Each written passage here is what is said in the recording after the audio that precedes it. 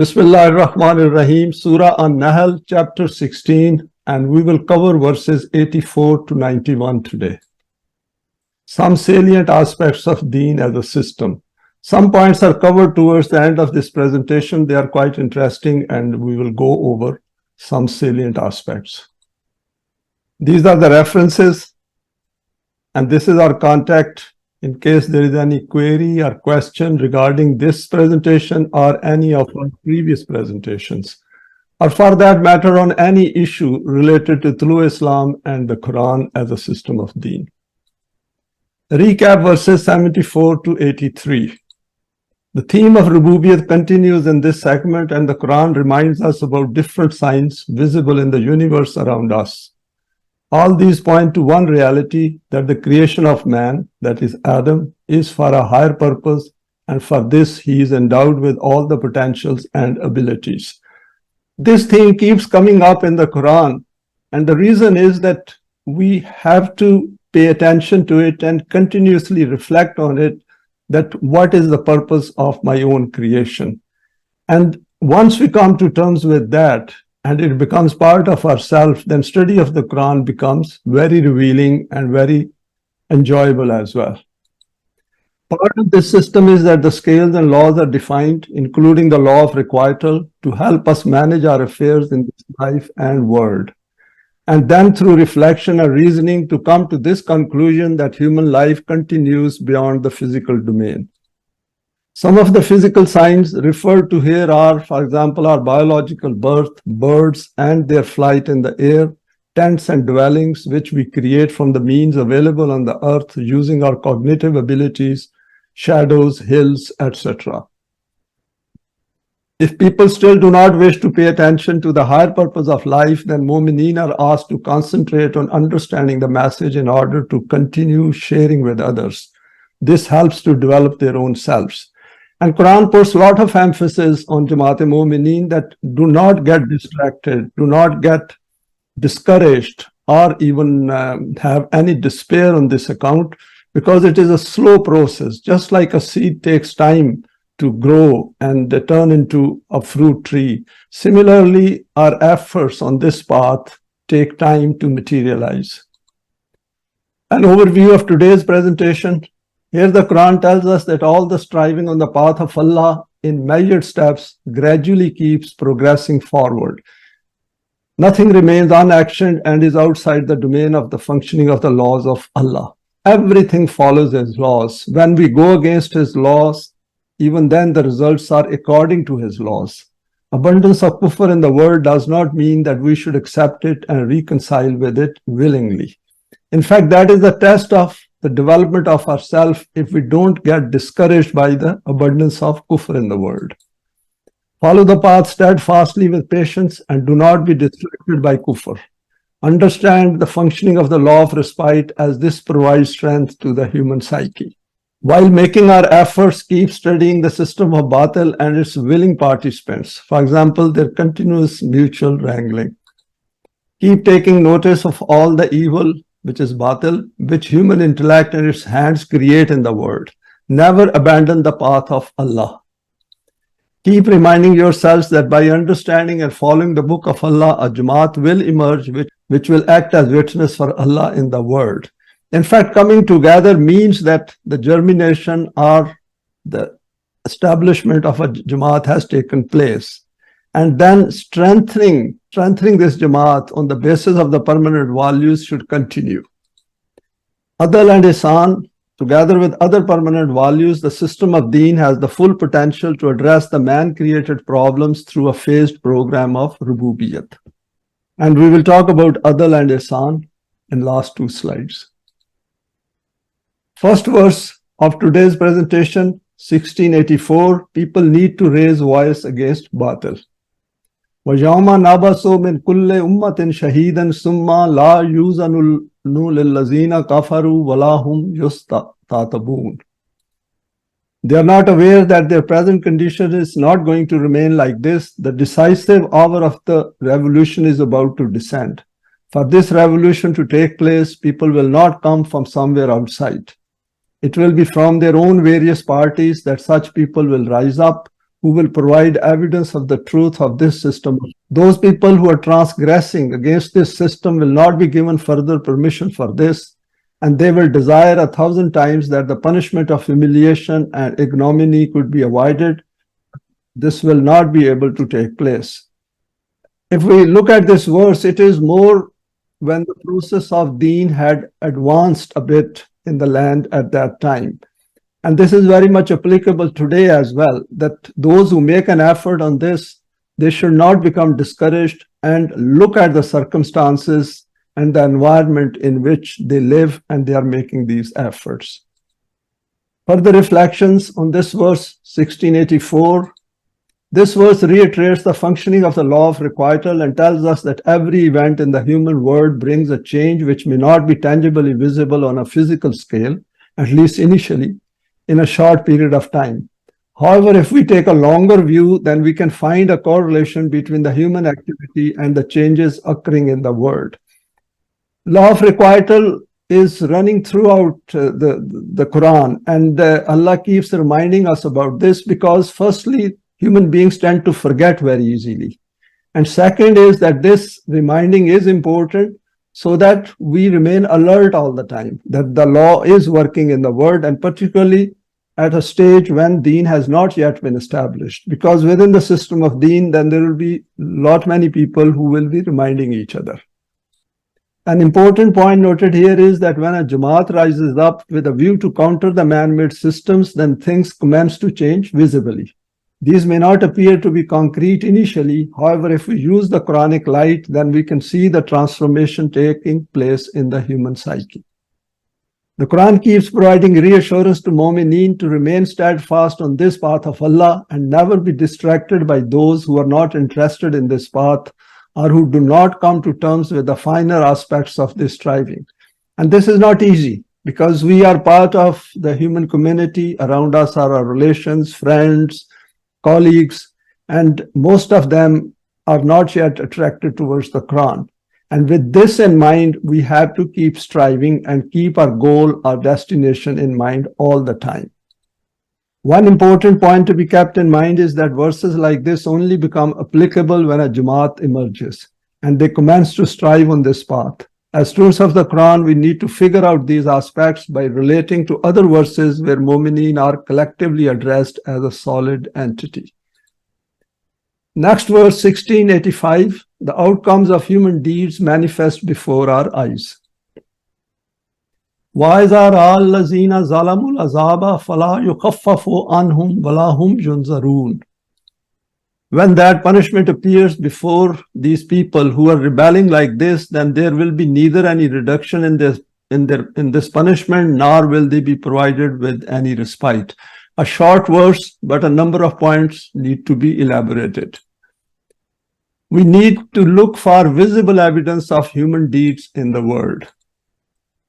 The addressee here is the Jamaat-e-Mu'mineen, and the Quran has brought forward for our instruction what is going to be a drop scene of whole of this struggle for the establishment of the system of Deen.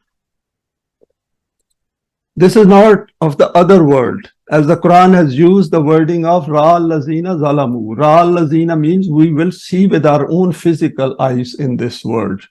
And of course, as far as Mu'mineen are concerned, this life is connected with the next one. And we can take that view when we look at the consequences of our deeds on a long-term basis. This punishment will be visible and there will not be any doubt or uncertainty about it. And we can see a lot going on in the world in 2023 in which we are living, that things are getting worse and worse with every passing day. For example, we can easily see the outcomes of evil deeds in today's world very clearly, leaving no doubt about the causes for these conflicts and imbalances. Then the Quran makes it clear to us that since these people do not stop their evil conduct, there simply cannot be any reduction in the severity of this punishment.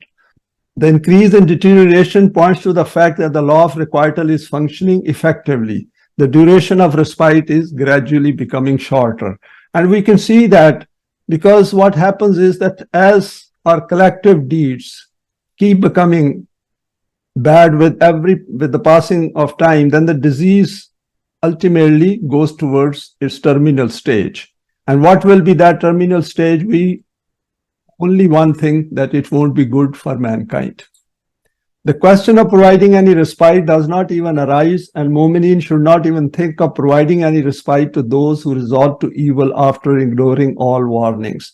This aspect we covered under Surah Hud, where we went through different accounts of different messengers from the past, that we have to develop that strength of character as students of the Quran, where we do not have any chance of giving respite to those who have contributed to their own destruction. They need to keep in mind the damage these people cause to other fellow human beings in the world, and do not let them live in peace. 1686, the path of shirk is deceptive. وَإِذَا رَأَى الَّذِينَ أَشْرَكُوا شُرَكَاءَهُمْ قَالُوا رَبَّنَا هَؤُلَاءِ شُرَكَاؤُنَا الَّذِينَ كُنَّا نَدْعُو مِن دُونِكَ فَأَلْقَوْا عَلَيْهِمُ الْقَوْلَ إِنَّكُمْ لَكَاذِبُونَ. And when these people who associate others also with Allah will see those whom they used to declare as being included in the command of Allah, they will say, O our Rabb, these are those people whom we used to petition other than yourself. Then those partners will throw back their words on their faces and will declare that you lie, and we were not your partners in your machinations. Few more reflections on this verse, 1686. The manifestation of this verse can be seen in the man-made systems on a continuous basis. The problems we see in the world are due to laws and commands created by human beings, and the Quran invites us to analyze this situation in the light of its guidance, in order to reach this conviction that only the system, based on the permanent values, can relieve humanity from its misery, fear, and grief. And we have gone through the issue of shirk, where people associate other partners in the laws of Allah, which means that they take some part of the Quran and some part of man-made system. If they create a man-made system exclusively on human laws, then at least they know that what they have done in the human society. But when people mix it up, then they suffer from intellectual dissonance, and that is bad, because as a result they do things half-heartedly. Here the Quran is quoted an altercation between leaders and their followers, which we experience on a continuous basis in our world of today. For example, on print and social media.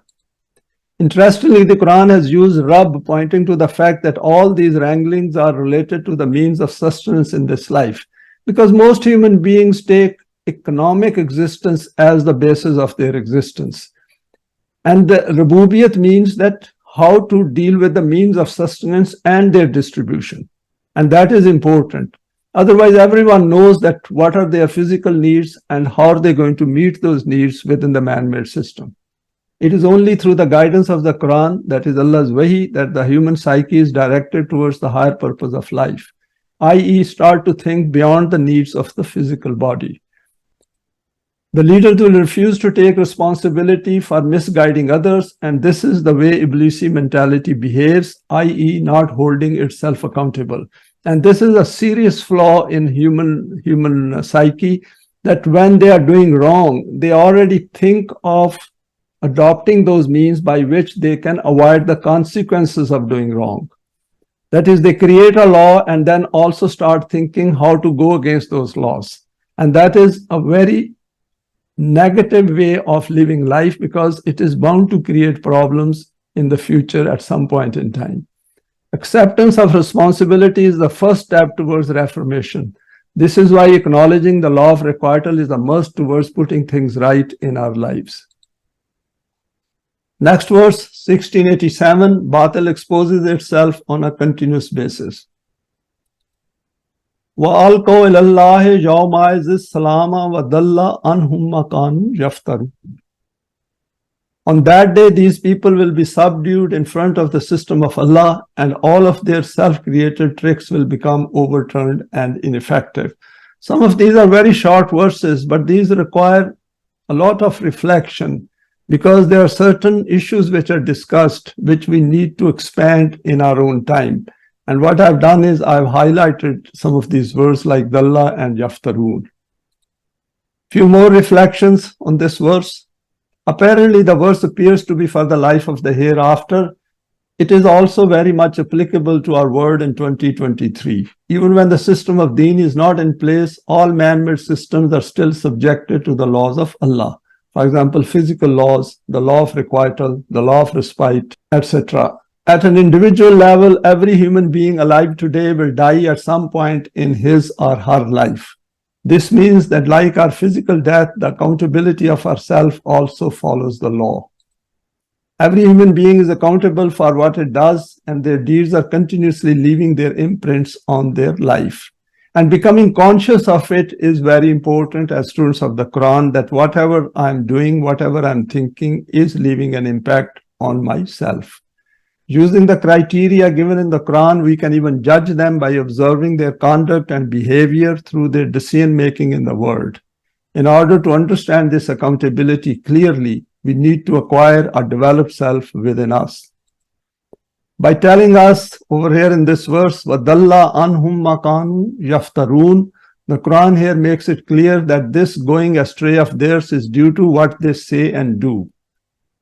The root of yaftarun, which is F-R-Y, is mostly used for lies, shirk, and injustice. There is some positive aspect as well, and we can have a look in Lughat al-Quran.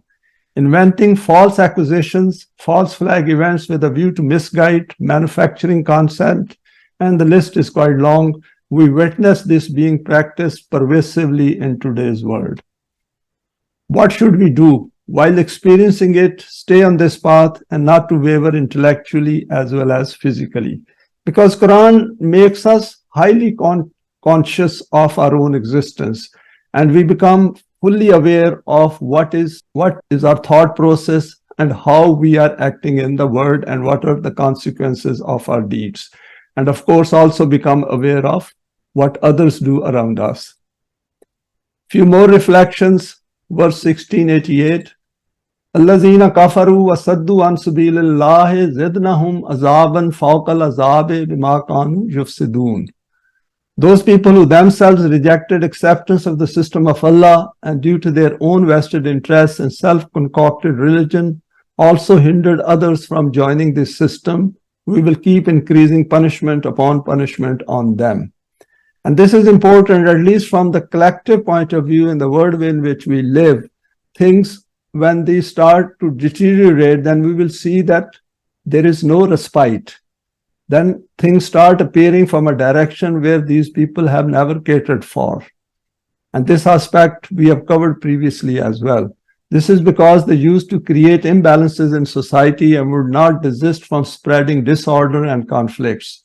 This is what the outcome of such a path is. Further reflections on this verse. The point to note here is that the world events are in a continuous transition. It is a sort of a flux where things are continuously changing. We live in a very dynamic universe. Nothing in the world, in Allah's universe, stays at one place. And even if we cannot see or notice the change over a shorter period of time, i.e., either things getting better for humanity if the guidance of Wahi is followed, or on the path of deterioration if man-made laws are obeyed. Over here, I will clarify one thing. The only being who does not change is Allah Himself. The Quran calls the disobedience and transgression of the laws of Allah as Kufr, a very comprehensive term which covers all aspects. هُوَ الَّذِي خَلَقَكُم مِّنكُم كَافِرٌ فَمِنكُم كَافِرٌ وَمِنكُم مُؤْمِنٌ وَاللَّهُ بِمَا تَعْمَلُونَ بَصِيرٌ. It is He who has created you, and of you some are kafir and some are mu'min, and Allah sees all that you do. Very powerful statement of the Quran, where it has essentially divided mankind into two categories. And this is an important aspect we should keep in mind and try to convince ourselves based on evidence. We need to recognize clearly that Kufr will always lead to creating stumbling blocks on the path of Allah, and hence will never let things get better for mankind as a whole. It's an important point that as the students of the Quran, we should continuously think that we are active, we are moving forward, we are progressing in our thoughts as well as physically in our deeds, and not to remain static. And this is important because then we are bringing out our own latent potentials in the outer world. Whatever selective so-called good that we see as beneficiaries of the Batil system must be viewed with this evidence in the world. The Quran helps us to look at this reality as a whole, not piecemeal. It is in the nature of fasad that it spreads and multiplies as a function of time, and hence its increase in the world as a strong evidence that it is the opposite of al-haq. What do we do? This is covered succinctly in the next verse. Verse 1689, follow the book and become an ummah.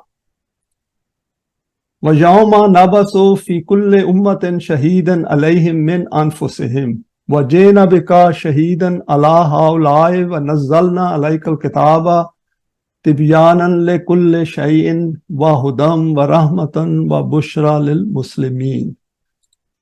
The day when this revolution will arrive, we will raise witnesses from within every party against them and will bring you as witness on all of them.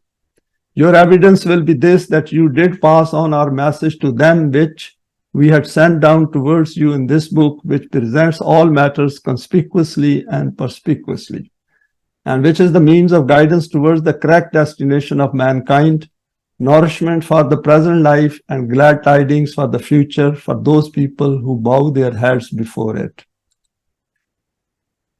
Come to grips with the procedure and process. In the absence of Deen as a system anywhere in the world, there will be imbalances, fear, grief, wars, conflicts, and Batil will appear to succeed and prevail. This can be witnessed in today's world in 2023. Here the Quran has pointed to the fundamental aspect of the guidance from Allah. The need for such as Jamaat is put forward. We observe in the world that there is always a minority of people who stand up against the wrong systems, whatever they think is wrong. This resistance or opposition is based on relative values. Such efforts either fizzle out due to lack of strength, or these manage to change some aspects to their favor. However, the overall balance remains in place. Next is, if Jamaat-e-Momineen emerges as per the procedure noted in the Quran, then it starts to present the case for Deen based on the permanent values, and it then acts as a witness on everyone. This includes their own selves too, in order to bring balance and order in that part of the world where Deen becomes established. We have gone through these points that from individual to collective, it's a very slow transition, at least initially, because we have to first convince ourselves, and then out of that conviction, we like to join with those who also have acquired the same conviction called Iman, and then gradually work together and remain together. Now, continuing on this verse further, for example, in verse 310, that is Surah Al-Imran, the Quran states, Kuntum khayra ummatin ukhrijat lin-nasi ta'muruna bil ma'rufi wa tanhauna anil munkari wa tu'minuna billahi. Obviously, over here, the system of Deen has been established, and this Jamaat-e-Momineen has now become established within that system and is now acting within the permanent values of the Quran. And this is very encouraging for all students of the Quran of today and of course tomorrow, that if they continue their efforts on that, then things do materialize over a period of time if they don't give up. You are the best people brought out for humanity, joining what is right, forbidding what is wrong, and having Iman in Allah. Now, I struggled with this word best because the word used over here is khair, and we should look at its root in Lughatul Quran. It's an extremely powerful word which brings into account all that good which is mentioned in the Quran and is based on our choice and intent. If we reverse analyze this verse, then it will read, after accepting Iman, that is tu'minuna billahi, you will promote good and forbid evil, which is an essential part of promoting balance in the world, and thus will become that ummah which will rise for the good as defined by the Quran of mankind. And the problems which we see today is because of absence of this ummah. In another place, Quran says, وَكَذَلِكَ جَعَلْنَكُمْ أُمَّةً وَسَطًا لِتَكُونُوا شُهَدَاءَ عَلَى النَّاسِ. Thus have we made of you an ummah justly balanced to act as witness on mankind for their good. You see the beauty of this language, which is based on fact, that Allah is relating to himself that he is making it. So when Jamaat-e-Momineen rises and comes together and rises and starts acting on the permanent values of the Quran, then they are essentially, then Allah relates it to Himself, that He is doing it. The center of this system will act as a witness on others while following the guidance of the book of Allah, not their own desires, never. The book contains all that is required for the Deen of Allah and is explained perspicuously and unambiguously. And we should convince ourselves. This is a good way of reading the Quran, that look at all aspects to which each verse is pointing to our attention, so that we can learn far more than what we apparently see. It lays down the structure of the government of the system of Deen, Allah and His book at the top, the nucleus of the Jamaat-e-Momineen to precisely follow the permanent values, and the general public called Ummah, and which will include non-Muslims. So we can see the structure of Deen which is created, which is mentioned in this verse, that at the top are those people who initially seed the whole thing, come together and understand the need for the system of Deen. Then others join in, which is Momineen, and widely, and people rationally start thinking, and then seeing the benefits of that system, general public also joins in. General public will always take time to come to the message of the Quran because they do not think rationally, and it takes time. The permanent values clearly explained, and everyone without exception will follow these values and laws, that is, sub-clauses laid down clearly. An example of this we see even in the man-made system, where people see some economic, for example, benefits of the West, they conform to their laws because they see benefit in that. They see advantage in sticking to those laws because they get immediate economic benefits and a better life with some conveniences. Detailed procedure for accountability at self level will be put in place. Through education and training, a process will be established to ensure everyone understands it. Now, same verse, few more reflections on this verse. By stating Al-Kitaba Tibyanan Likulli Shayin, the book has all that is required and is explained lucidly. The Quran is easy for those who are seeking guidance and are dissatisfied with the man-made systems.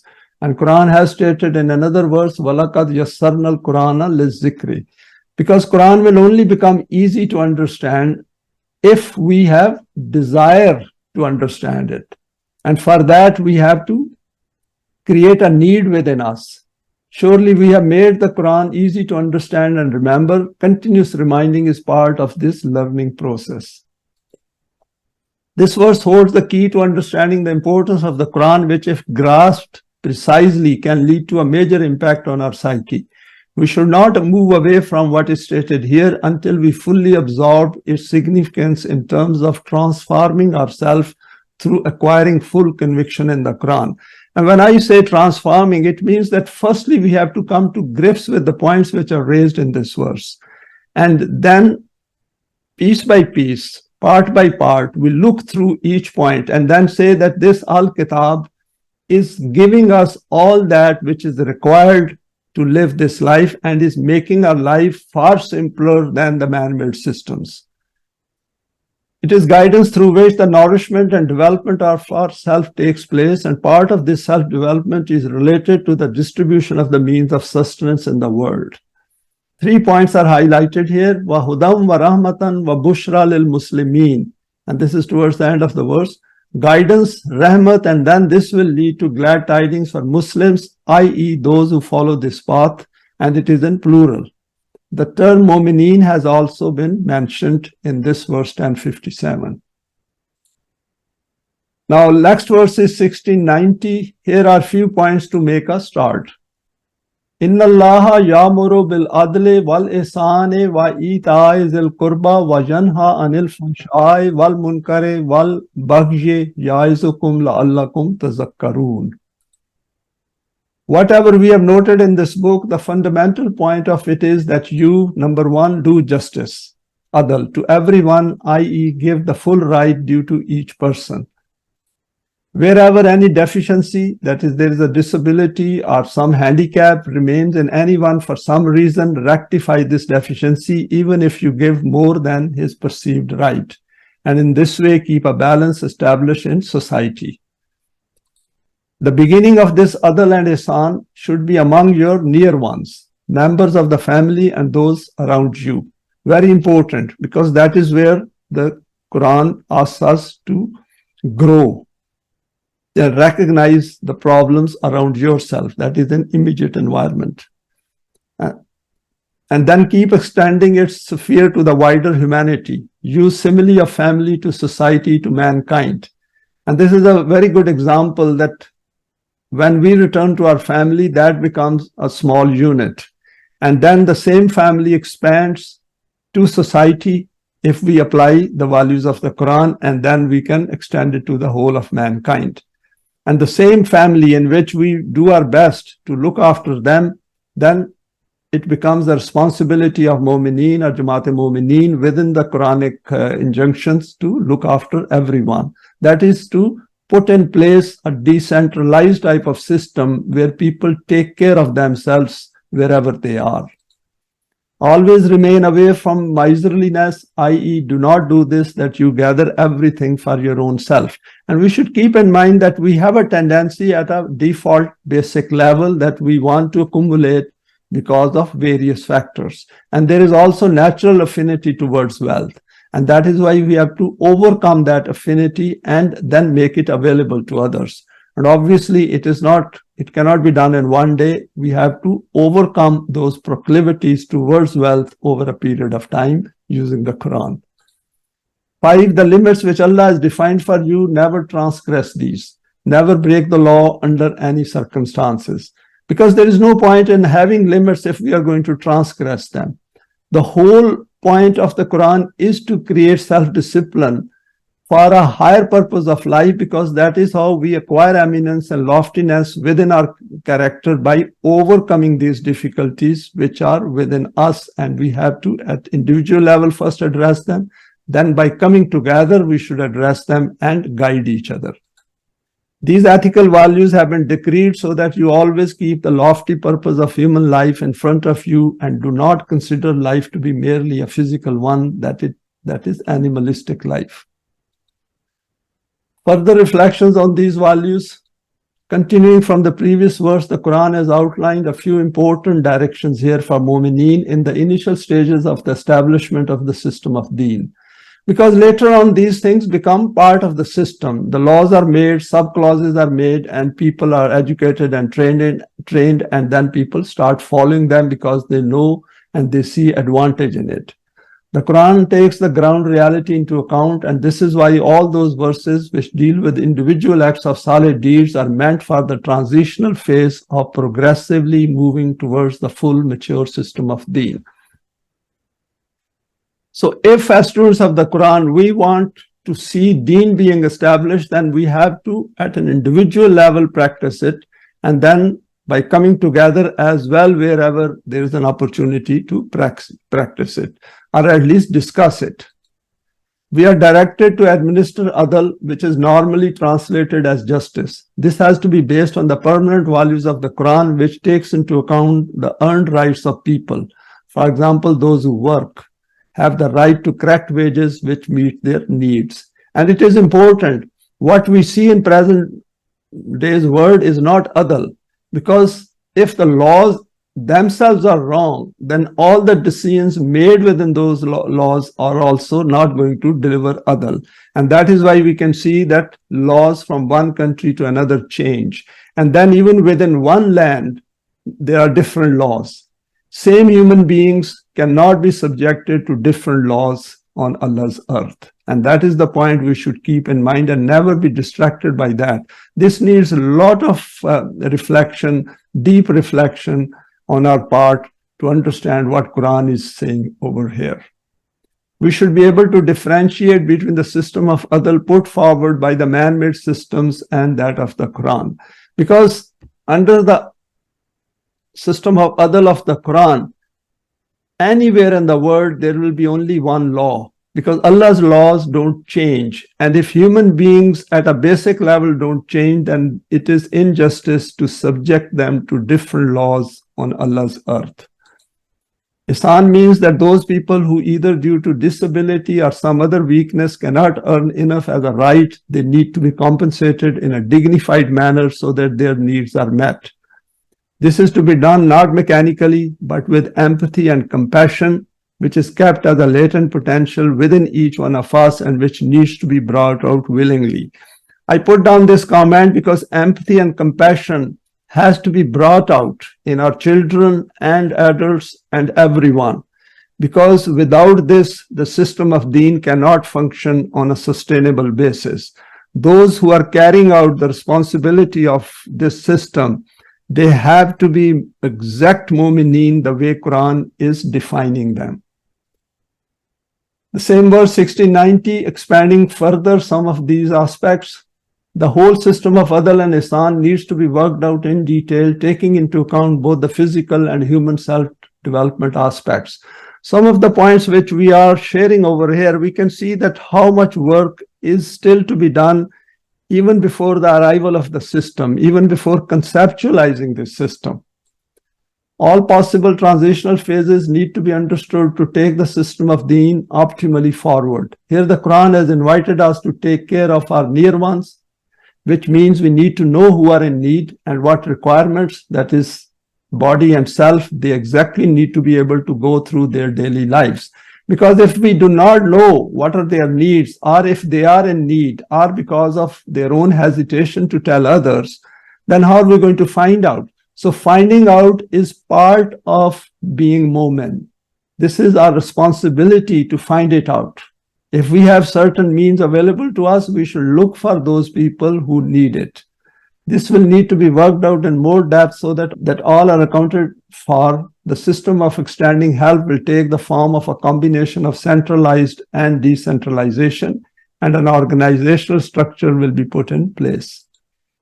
In verse 2, 177, this aspect is covered in more detail, where Quran says, وَآتَ الْمَالَ عَلَى حُبِّهِ ذَوِي الْقُرْبَى وَالْيَتَامَى وَالْمَسَاكِينَ وَابْنَ السَّبِيلِ وَالسَّائِلِينَ وَفِي الرِّقَابِ.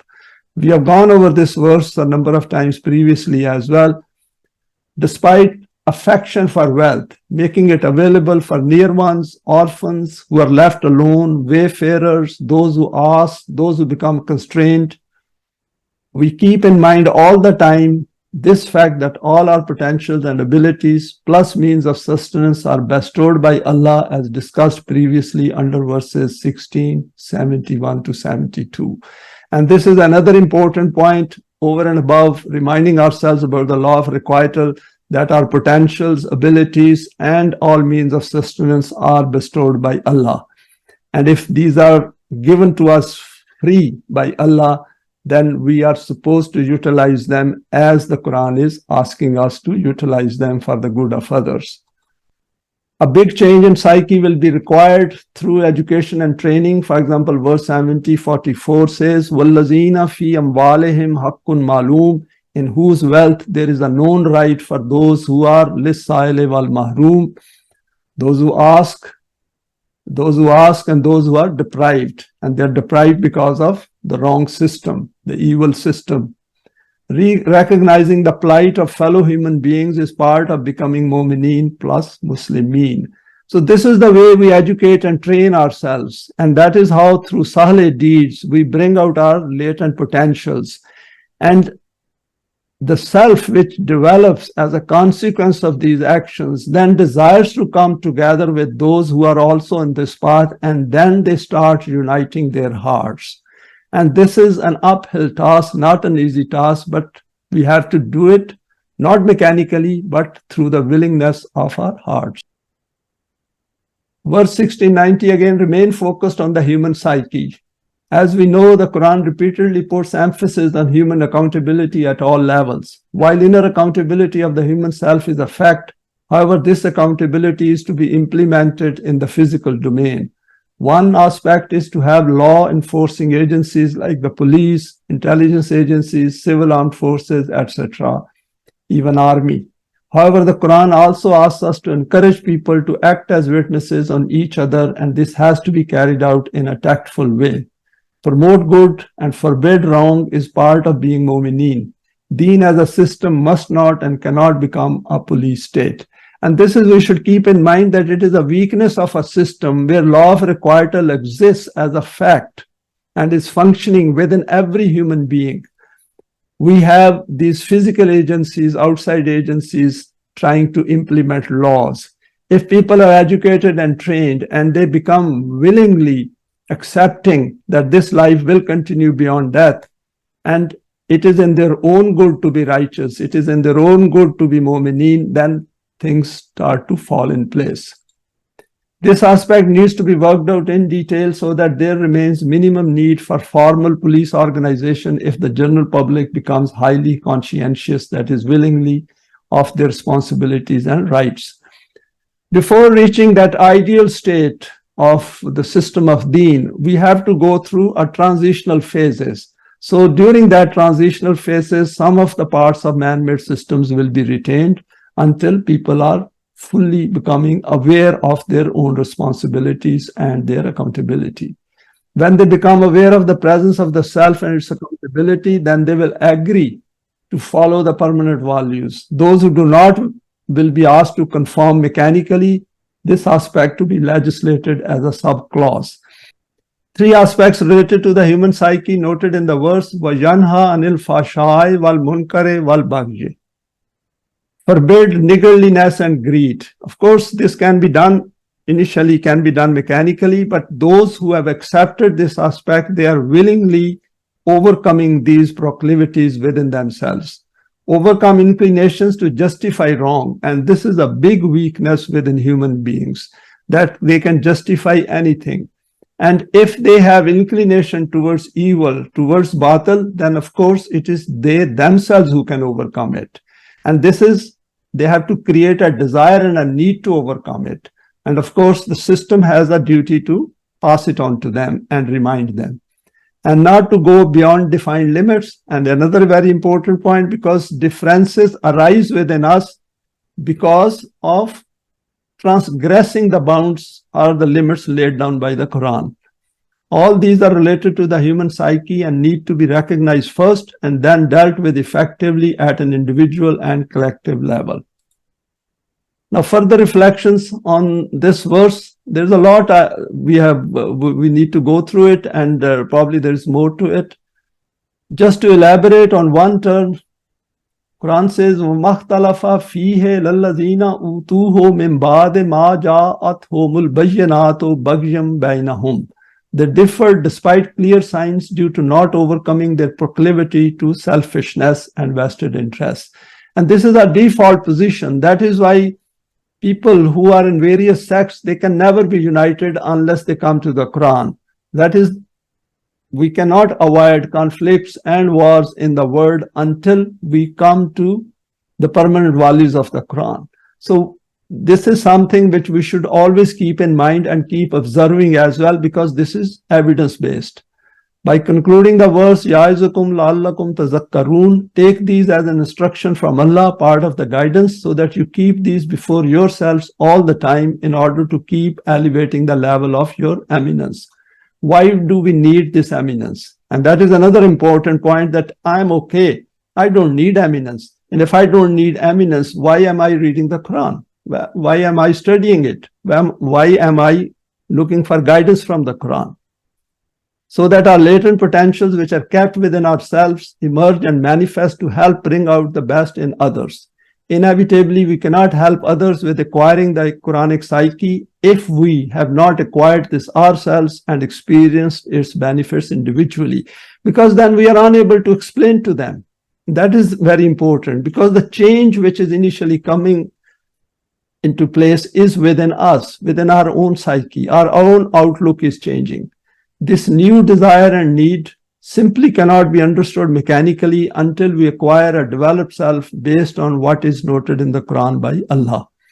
This is how the messengers used to become a model for rest of their people, and numerous facets of these human models are noted in the Quran. And we have gone through a number of models. For example, in the case of Hazrat Yusuf, we had seen that how eminent and lofty self he possessed.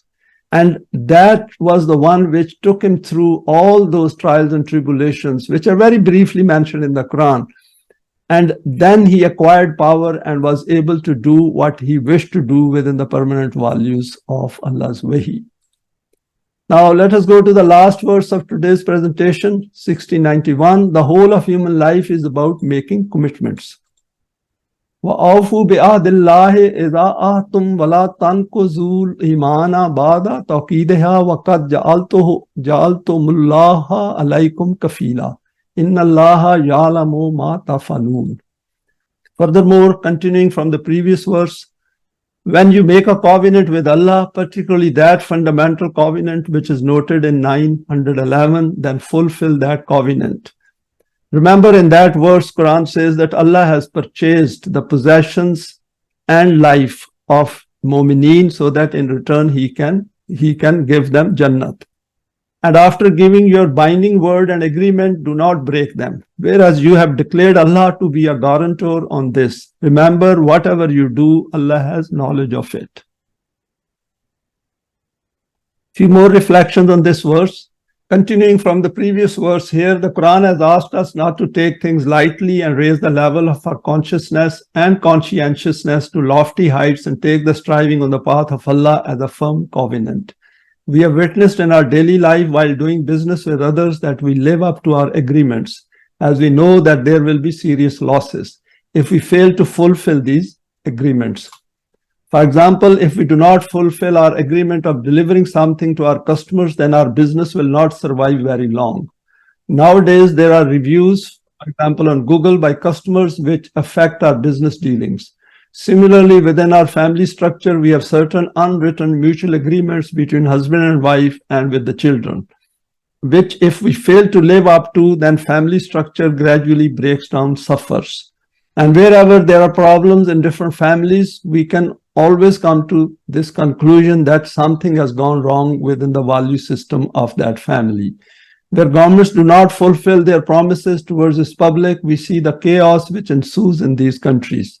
The bottom line the Quran is drawing our attention to is everything we do in the world has consequences. Continuing further and to conclude this presentation, here the Quran has asked us to reflect on this issue. If we have entered into a covenant for our own benefit in this life and the life of the hereafter with Allah, who is all-knowing, all-seeing, then we need to endeavor to fulfill it, as this will lead to establishing that system in which there will be freedom from fear and hope. And this is something on which we have to intensely concentrate our focus on more or less on a daily basis. That if I want the system of Deen, then am I doing my best according to the guidance of the Quran on this path or not?